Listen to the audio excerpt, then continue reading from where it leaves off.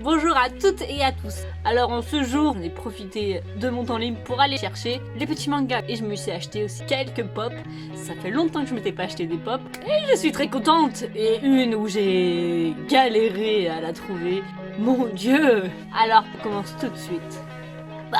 Alors j'ai profité d'être à la FNAC pour voir une offre, 2 tomes achetés, un tome offert et j'en ai profité car il me manquait premier tome de Promised Neverland. Alors je les ai tous, j'ai tout lu, mais il me manquait le 1. Personne qui les vendait n'avait pas le 1. Voilà, du coup j'en ai profité et j'ai pris la suite de Eiffel. La suite de I Fell in Love After School. J'avais les 3 premiers, je les avais trouvés d'occasion et j'ai beaucoup aimé, c'était très léger, des dessins très, je trouve, printaniers, très frais. J'avais vraiment envie de continuer et du coup je suis contente. Alors au Japon, ce manga est terminé en 7 tomes. Là on est actuellement au 5e, du coup il ne reste que 2, c'est bientôt la fin. C'est pas la série qui va me coûter le plus cher. Et je dois avouer que j'étais énormément fan de Promised Neverland, j'ai adoré ce manga, lisez-le, il est magnifique, c'est mon gros coup de cœur. Alors là on passe dans le vif du sujet, le plus gros, le beau.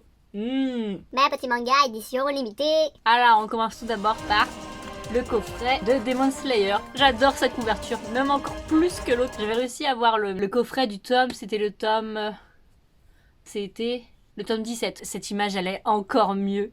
Je l'ai même pas encore ouvert, je l'ouvre avec vous.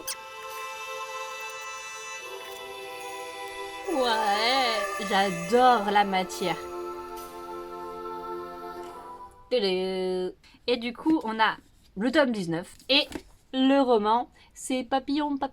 Le papillon qui ne pouvait plus voler. Je sais pas ce que ça va donner ce roman. J'avais beaucoup aimé celui d'avant. Celui-là, je sais pas trop. Bah, le titre est moins accrocheur, je dois l'avouer. Mais l'histoire, elle peut être bien quand même. Pour la petite histoire, j'étais allée d'abord à Cultura. Et ils n'en avaient plus, ils avaient eu que très peu de stock. Je pense aussi parce qu'ils l'avaient mis en vente sur le site web, sur leur site internet, et tout a été vidé. Mais il y en avait pas mal à la FNAC. Malheureusement, je suis allée dans les gros magasins. J'ai déménagé, je sais pas encore trop où aller, parce que je préfère vraiment acheter dans les petites librairies. Faut faire vivre les petites librairies, quoi. Et ensuite, le beau, le magnifique. Celui-là, par contre, il y en avait plein au stock. Le dernier tome de l'Attaque des Titans, édition limitée. Alors j'adore la couverture, je suis trop fan. Il y a eu aussi un magazine, Besatsu Magazine, qui avait eu cette couverture-là. Et j'étais trop déçue de ne pas avoir réussi à choper ce magazine. J'ai réussi à avoir celui avec le dernier tome de l'Attaque des Titans, donc je suis trop contente. J'ai pas beaucoup de l'Attaque des Titans en édition limitée, à part le tome 33. Et ces deux-là, je les adore. Je les ai vraiment achetés parce que j'ai kiffé à mort. Et je l'ouvre aussi avec vous. Découvrons ce qu'il y a dedans. En tout cas, tout ce que je peux dire, c'est que le tome 34 est super bien garni. Oh!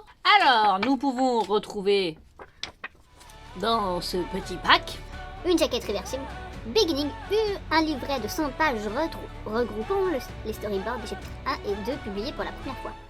Intéressant. Bah, j'ai déjà un storyboard. Je l'avais eu avec la version Beginning du tome 34 japonais. Et du coup, ça va être le même. J'adore quand même. 2 cartes postales de couleur exclusive. Un ex-libris noir et blanc dessiné par Hajime Aizayama. Eh ben, il y en a des trucs là-dedans. On peut retrouver les cartes. Bah, je préfère celle-là. Trop bien, j'adore quand il met des trucs comme ça. Et ça. Ça me rend trop nostalgique, c'est trop triste. Le manga est fini. Pour le livret avec les storyboards.